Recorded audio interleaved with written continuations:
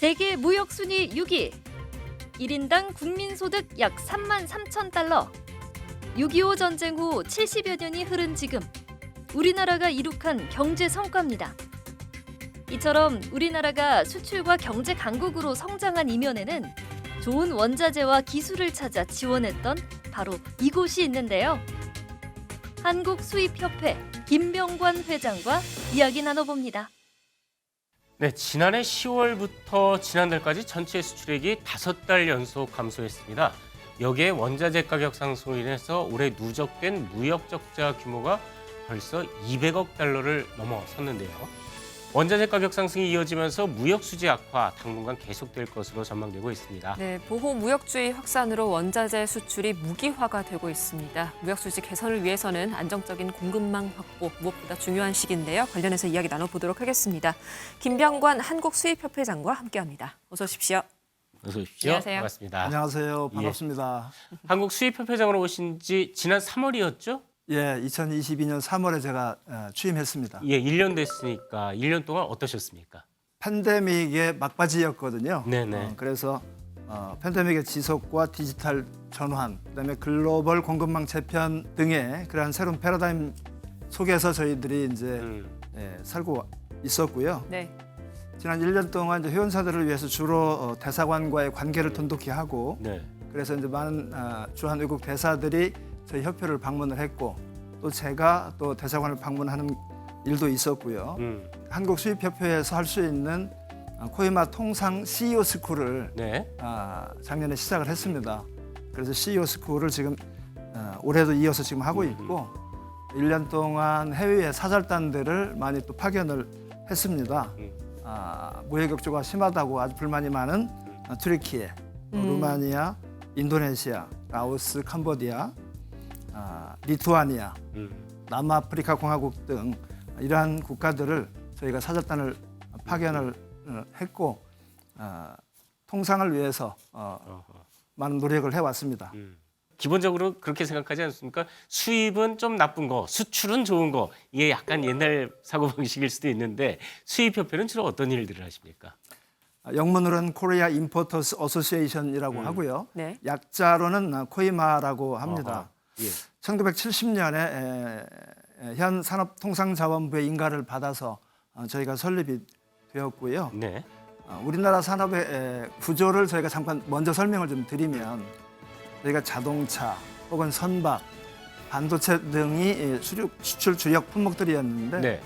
거기에 들어가는 소재들은 전부 수입입니다. 그렇죠. 소재들을 수입을 해서 가공을 해서 완제품을 저희가 수출을 하는 네. 그러한 국가 산업의 구조를 가지고 있다는 말씀을 드리고요.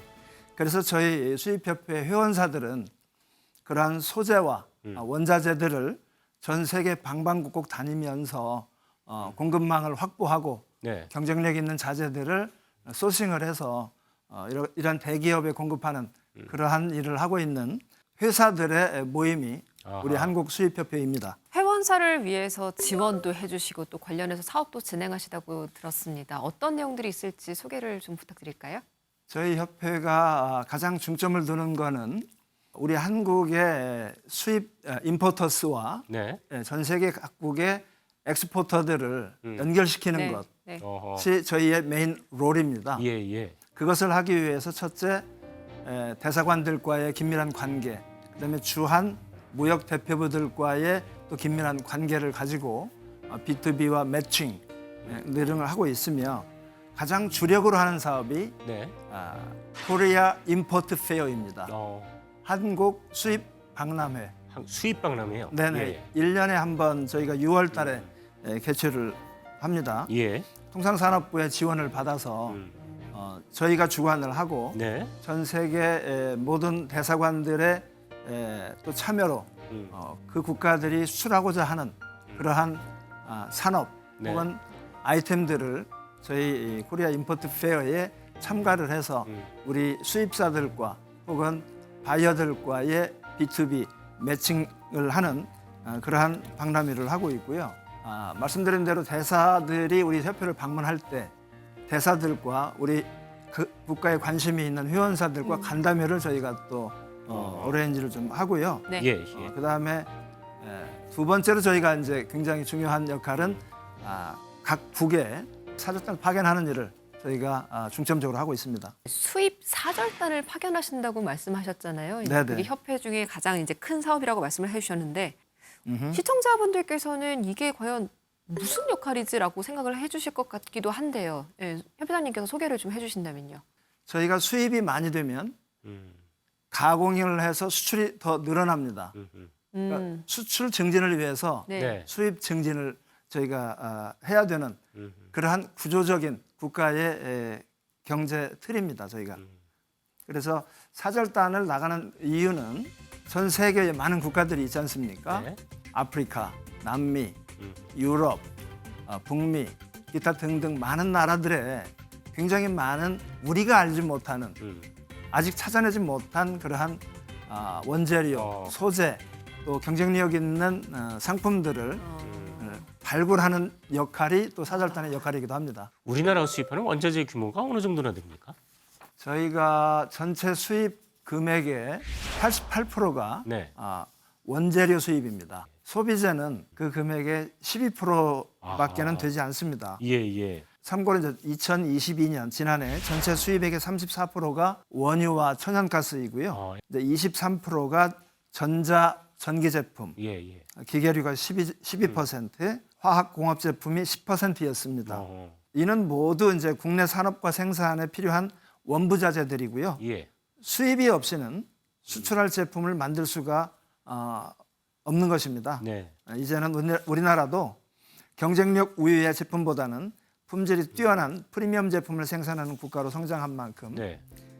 기초가 되는 효율적인 수입을 통해서 경쟁력 있는 원자재를 확보하는 것이 매우 중요한 때입니다.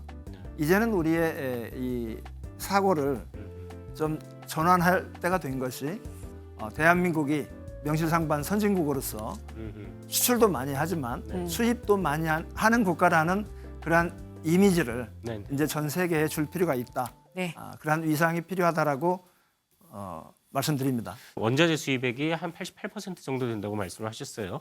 근데 어떤 나라에서 이걸 무기화했었을 때는 속절없이 당할 수밖에 없을 텐데 뭐 이거에 대한 대비책, 뭐 좀 이런 글로벌 공급망 위기 해결을 하기 위해서 이런 것들은 좀 필요하지 않겠느냐 싶은 거 있으십니까? 앞으로 그 원자재에 대한 자원 무기화는 네. 점차 심화될 것이다라는 우려 섞인 목소리들이 있습니다. 이러한 상황에서 저희도 거기에 대응을 해야 되고요. 예, 예. 지금 정부에서도 얼리 워닝 시스템이라는 시스템을 산업통상자원부에서 지금 가동하고 있고요. 네. 저희도 거기에 이제 참여를 해서 그 시스템에 협력을 하고 있습니다. 네, 네. 자원 무기화를 한다는 것은 어느 국가가 자기가 가지고 있는 자원을 수출을 제한한다는 얘기지 않습니까? 그렇죠. 그래서 우리는 그 국가가 아닌 다양한 국가들이 어떤 자원을 가지고 있는지를 저희가 파악을 해야 됩니다. 예. 파악을 해야 되고 연결을 해야 되고 네. 그 역할을 저희 한국수입협회가 하고 있습니다. 네. 지금까지의 정부의 지원은 어떻게 좀 탄탄하게 있었나요, 협회장님? 그 무역 금융을 지원하는 이제 무역보험공사나 수출입은행 제도만 보더라도 네, 네. 주로 이제 수출업체들 위주의 그러한 무역 제도들이 좀 있고요. 수입에 대한 지원도 있습니다. 그러나 이 수입 업체들은 아직도 진입 장벽이 좀 있습니다.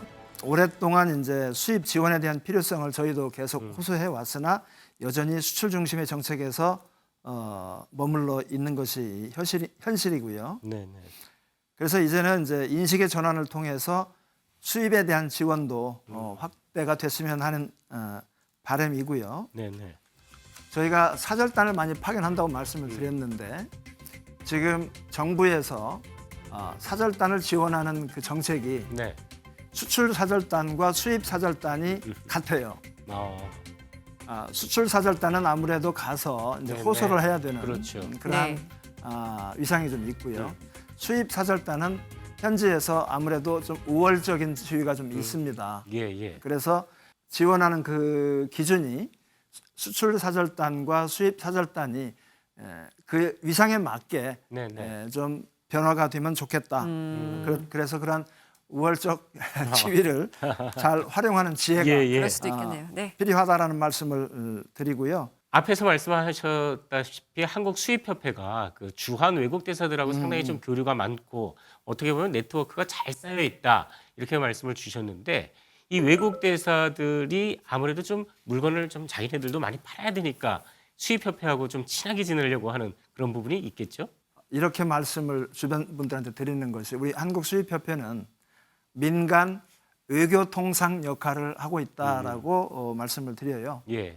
올해 1월 달부터 지금 3월 오늘까지만 해도 30개국의 대사들이 저희 협회를 방문을 했습니다. 오. 이제 아직 2달 반밖에 안 됐잖아요. 네.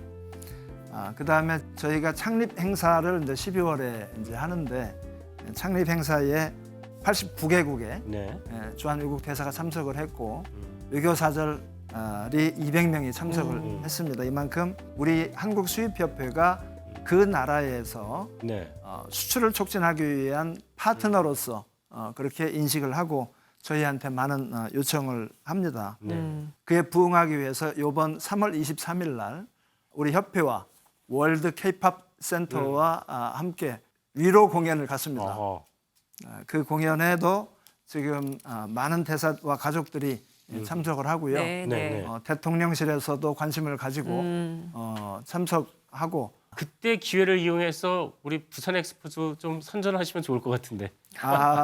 예. 그렇지 않아도 부산 엑스포에서도 네. 그 조직위원회에서도 그 고문께서 오셔서 축사를 하도록 저희가 어레인지를 했고요. 예. 이 모임을 주선하는 주관한 그 목적 중에 하나가 네. 11월에 있을 부산 엑스포 유치 그 투표에서 네, 우리 그렇죠. 대한민국에 투표를 주십사 하는 네. 그러한 요청을 저희가 할 계획입니다. 이 협회 하시는 역할 쭉 들어봤는데 상당히 좀 기대가 됩니다. 올해 이거는 반드시 좀 역점을 두고 네. 이거는 올해 하겠다 싶으신 사업 어떤 게 있을까요? 코리아 임포트 페어를 저희가 작년까지는 네. 수입 상품 전시회라고 해서 예. 전시회를 해왔어요, 매년. 지금 올해는 그 명칭을 코리아 임포트 페어, 한국 수입 박람회로 이름을 바꿨습니다. 예. 저희 협회에서.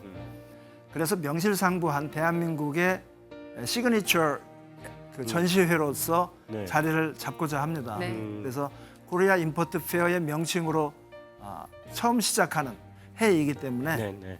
올해 그 위상을 잘 준비해서 많이 높이고자 하는 데에 큰 역점을 두고 있습니다. 마지막으로 우리 시청자 여러분들께 앞으로 또 수입업체 협회장으로서 또 어떤 역할을 하고 싶으신지 한 말씀 부탁드리겠습니다. 수입과 수출을 비교를 해보면 1956년에 네. 수출이 2,500만 불이었고 음. 수입이 3억 8,600만 불이었습니다. 어허. 많은 무역 적자를 가지고 있었고요. 예. 네. 1986년에 저희가 무역 흑자가 된 첫 해입니다. 네.